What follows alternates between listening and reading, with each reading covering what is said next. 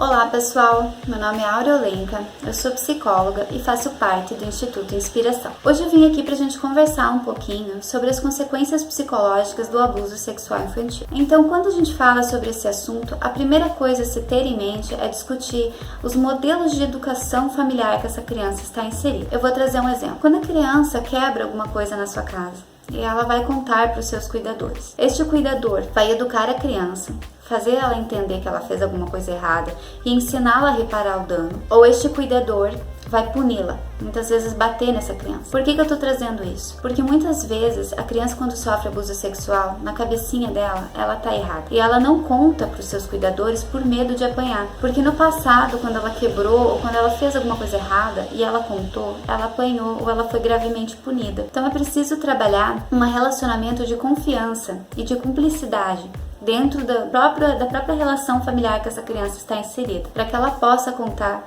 quando acontecer alguma coisa errada, que ela tenha essa confiança de levar para os seus cuidadores. Muitas crianças sofrem abuso sexual na primeira infância e só trazem isso à tona na vida adulta, ou muitas vezes depois de inúmeras tentativas de suicídio. Então isso é grave.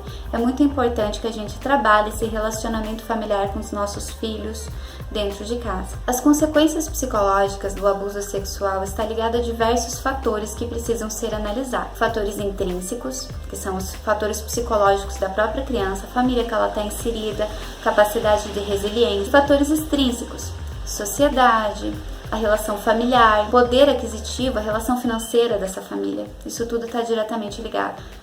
Fatores de consequência também, idade do início do abuso, o grau da violência ou ameaça que essa criança sofreu, a relação proximal que essa criança tinha com o abusador.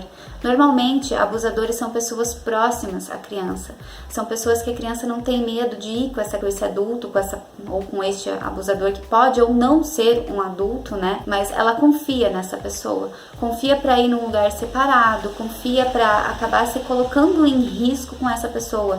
Então, qual é a relação de proximidade do abusador com essa criança? Qual o tempo de duração dos abusos? Também é outro fator que vai falar sobre a gravidade ou não dessas consequências. O tipo de atividade sexual, então se ela foi seduzida, se foi um ato que foi consumado até o final ou não, isso também são fatores que se relacionam com a gravidade ou não das consequências psicológicas, né? A responsabilização da criança.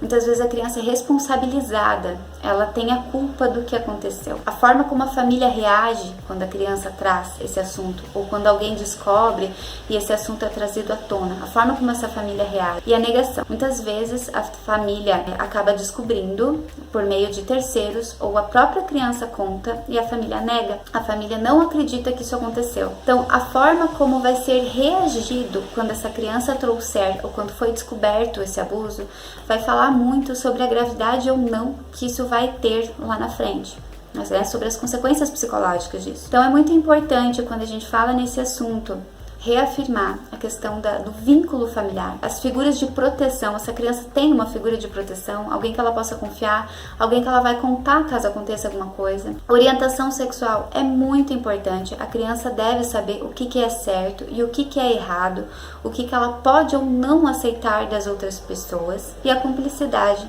no seio familiar. Então hoje eu falei brevemente sobre as consequências psicológicas. Isso está muito relacionado a diversos fatores sobre como ocorreu e o núcleo familiar dessa criança. Eu espero ver vocês em breve. Até mais!